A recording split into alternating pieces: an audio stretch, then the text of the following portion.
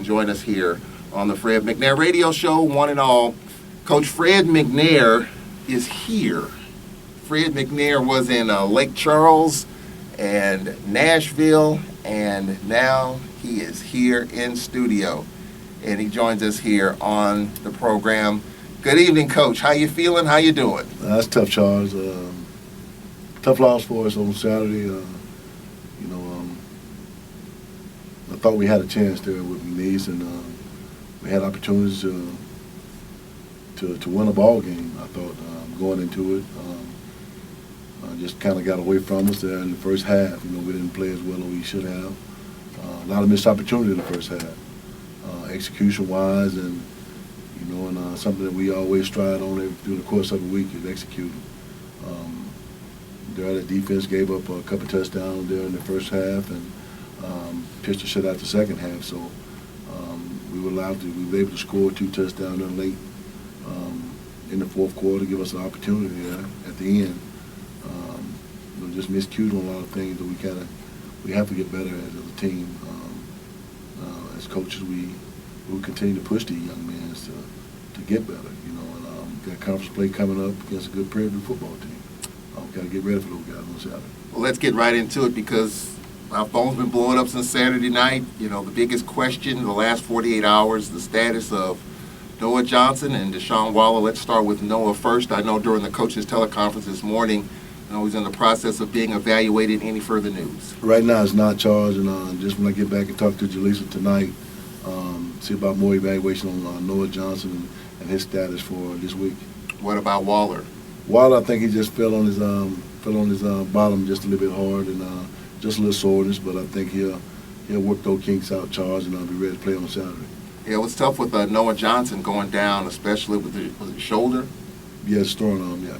And that was tough, obviously, for him, really trying to get things going offensively and just really stepping up and trying to make it happen. And just talk about that particular play, because that was one, just trying to make some things happen there. It was tough, and then just kind of get rid of the football a little bit earlier than what he should have, and he held a little bit longer, and the rush got up on him so quick, and kind of had a hard tackle there, and in the process of just injured himself on that one. So hopefully get with Jaleesa tonight and find out the status of him, and hope we have good news.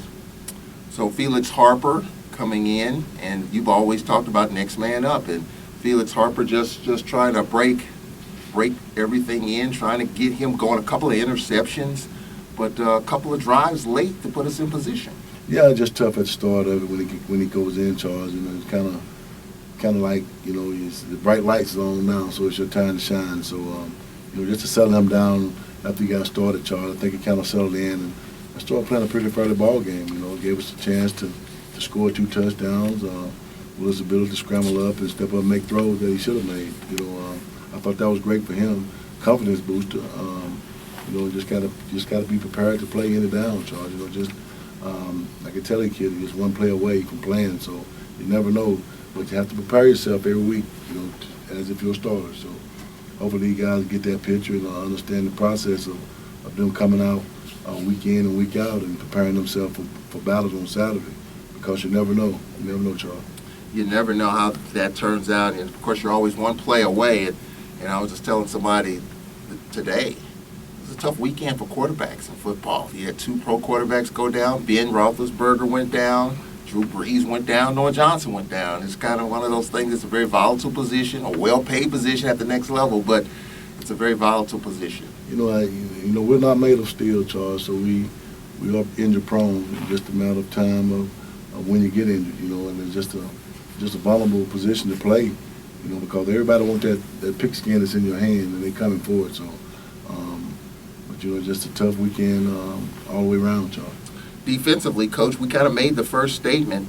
We got the football, went 3 and out, and then McNeese's first play of the game, Cody Orgeron, a loss of 2, a fumble recovered by Darrell Henderson. He's having a heck of a season. The last couple of games, he's really been all over the place. Yeah, Darrell came in with a different attitude during the course of camp, Charles. He came in a little slimmed down, and I don't think Darrell missed a practice yet this year, up and not even through camp. He's been out there all day for every practice, and that's a big thing for him. That's something offensively we just got to get get together on going 3 and out. Self-inflicted wounds, Charles. When that stuff kind of happens, we have a false start with the center at one point. That can never happen. So we just gotta eliminate the things that kills us and kills our drive, and that's one of the things. Those self-inflicted, the thing that we do that hurts ourselves. Well, we got the fumble recovery from Henderson, but then we got the football first down and 10 at McNear's 32-yard line with 12 and a half minutes left. We put ourselves in position. McCullough missed a 44-yard field goal. It's been kind of tough sledding for Corey McCullough. Missed a couple of field goals. Just talk about the issues there. Yeah, I hadn't got with him today, Charles, on what he was thinking as far as the field goal and stuff, and hopefully, you just look at and evaluate him again on film today, and see what was going wrong with the kick. I know he pulled them all left, and one of them went left. So I guess he's snatching a little bit, but we have to figure that out. During the course of the week, he kicks the ball good, and gets in the game. And miss those opportunities to kick field goals where we get points out of. It's kind of discouraging to me. Yeah, we talked about it before with him doing all the kicking. Leg fatigue, or is this something else you got to look at? Charles, you're only 2 games in the season, 3 games in the season now, so doubt is fatigue. So we kind of monitor him at practice and the way he kicks, the amount of kicks he kicks in practice. So definitely can't be fatigued. And only, like I said, 3 games into the season. So that's not the case, I don't think. Just got to reevaluate and see about his fundamentals and how he kick it. Well, we had an opportunity there to put some points on the board. McNear did score with 6:27 left in the first. Siren Sutton, a 19-yard pass from Ogeron. That was a pretty good drive there. 5 plays, 65 yards. They had a 2nd and 7. They had 2 2nd and 7s. A couple of big plays in the game. So just talk about that drive, Coach, as they led 7-0. That was a good drive, and the thing is that really gets us a lot of time. The 2nd and long down, and we give up a lot of yards on that down. We always talk about giving up too much on first down, giving up too much on second downs, and you're being able to convert those plays on third down. Just kind of stands out to you a lot of times. I know they wasn't expected on third down, but just the 2nd and long was the biggest issue. I think this week on third down conversion, they was only 1 for 15. And I think the defense did a great job of getting them off the field on third down. But just at that point, it's the downs that really hurt us. I think it was on 2nd down. So it was 7-0, Coach, at the end of the first quarter. They got that score and were just kind of settling in 7-0 at that point at the end of the first quarter. Your defense overall played lights out. They scored their 17 points in about 22 minutes of game time. So the defense kept them off the board the last 38 minutes, some tough positions, got to the quarterback, really disrupted their offense. They moved the football, they bend but not break. The defense really did that Saturday. They did, Charles, and that's what I was speaking of, getting off the field on third down, and it shows when McNear go 1 for 15 on third down, they're doing a good job. And that's to be commended to the defensive staff, how well they're getting them off the field on third down. So, you look at that and you say that's a positive thing there that you can really see out of the defense that they're doing. We talked about it all the time, third down conversion. I think that's one thing that Coach Thornton stressed during the course of practice this week. This past week was getting off the field on third downs, and it shows. And they're doing a great job. Had a pistol shut out the second half, and just to kind of put it all together. As far as a team-wide, I think is the thing that we need to progress to. Just put it all together. Not let the defense play one half and offense don't play a half. We got to put a full 60 minutes together in all phases of it. I think, if we do that, we'll be a great ball team. 7-0 at the end of the first quarter. Let's go to the phone lines. Marquise joins us. Good evening, Marquise. How you doing, y'all? Doing pretty good. How you doing, Coach? Marquise, I'm good, man. Yeah, y'all hear they can't make these today, man. Man, it was a tough one, Marquise. Tough one to drop there. We had a chance there, man, and we just blew a couple opportunities there to be successful in the ball game. Yeah, I heard Jackson State beat Tennessee State to 49-44.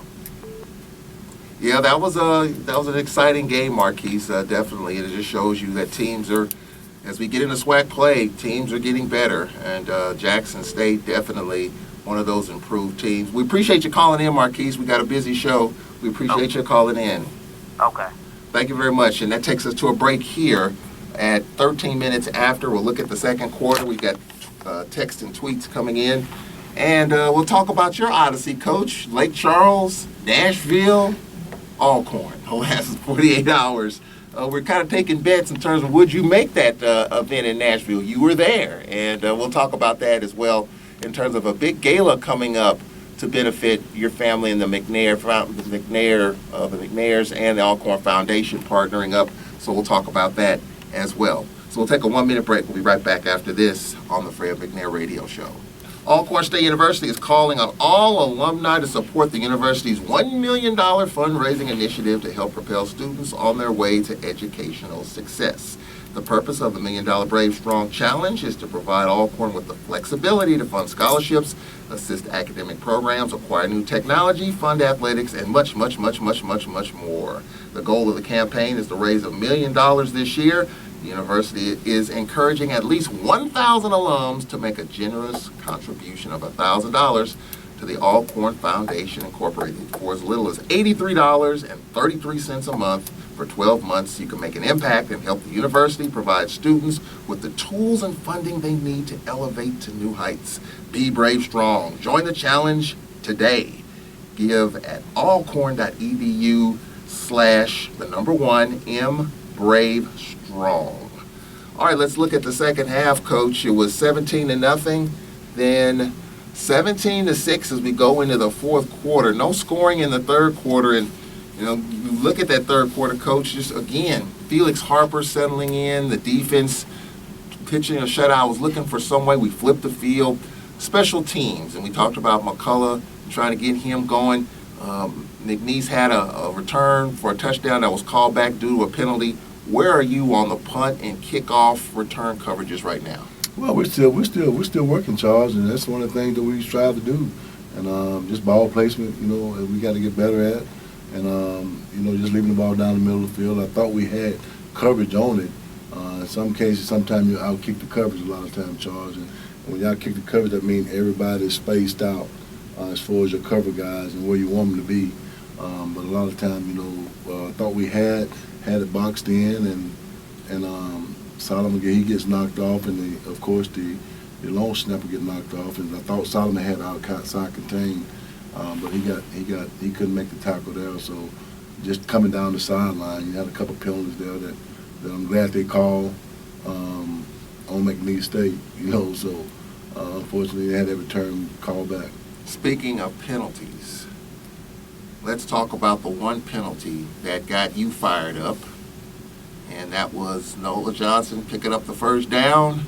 Looked like from up here, and we were right even with the sticks. He had the first down. They reviewed it. They reversed it. But Charles, that's the biggest thing, and that's the hardest thing in the whole game.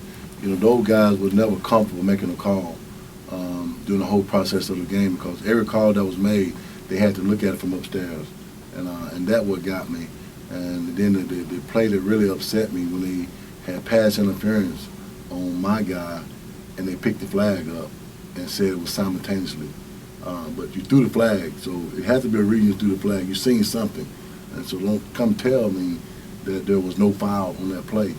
And that what really got me heated up, Charles. And then the play with Noah ran for the first down. I thought he had it too, Charles. And then they review it and bags it up. So it was tough. It was tough. I mean, it's kind of disheartening when you got young men out there playing as hard as they can play. And the official get involved in making calls like this, but it was just so much inconsistent in the play calling that I thought, Charles, that really I wasn't comfortable with. Yeah, and for you to get a penalty, that just, you threw your play card down. That's the one that got me and got Manuel Barnes fired up. How, when you're right there at the sticks and it looked from here clearly that he got it, and to have that reversed, that was tough. That obviously was really, really tough. Yeah, and the thing was, Charles, I was going on the field anyway to check on the receiver that got hit after the flag. When they threw the flag, I was coming off the field, and then when they reversed the call and said there was no foul on the play, that what really got me, Charles. I'm looking for a 15-yard penalty going against them, and then they waved the flag off. that was displeasing to me. I don't understand how officials can live with themselves and make those kind of calls. This is a game of football. At least try to get it right. I mean, but from that standpoint, I don't think the things that they were doing, they was trying to get it right. So I was just totally against that whole crew. Tough to deal with there. But I tell you what wasn't tough, the fact that we made a game of it, Coach. Tough to score for the first, 56 minutes, and then we scored 2 touchdowns in the last 3:56. We had receivers open, Coach, just a matter of getting it to them, and Felix Harper hit Chris Blair with the touchdown with 3:56 left, 13-yard play. It was a one-play, 25-yard drive, took 6 seconds, and we were on the board. Yeah, and I thought we had a play before that one, Charles. Felix, he dropped the ball from the center, and we had Blair. He could have scored on that one too. So, just things like that, Charles. Those self-inflicted mistakes that we make, and it just hurts us a lot. We're just trying to clean that up and do the best that we can as coaches to get these guys to understand. We could be a better football team than what we are. We just make those mistakes that we're not supposed to make. At this point in time, you had a whole camp to kind of fix all those things that you need to take care of, fundamental-wise and technique-wise and all that kind of stuff. And, sometimes we still have those mistakes to reoccur that can't happen during the course of a ball game. And what set that up was a punt block as Devontae Key with the block, and we got the football at McNair's 25. So something good there on special teams. That was good. I mean, good by Key going in and seeing it there and making that block. Charles, that's one thing that, we have to continue to work on is the small things like that and make big plays on special teams and not give them up. So it was 17-6, and then they went 3 and out, and on 4th and 12, a 13-yard punt by Rayborn. So we got the football with 2:22 left at our own 43-yard line. And Felix Harper, touchdown pass to Nico Duffy for the touchdown, and then the 2-point conversion made it a 3-point game. So good they were able to stay with it.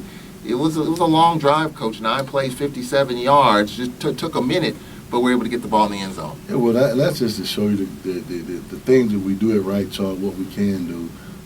If we do everything the right way, offensively, and get the ball into people's hands to make plays, that's the thing we're capable of doing. But we got to be more consistent than what we were this past week. We were so inconsistent on things that we were doing.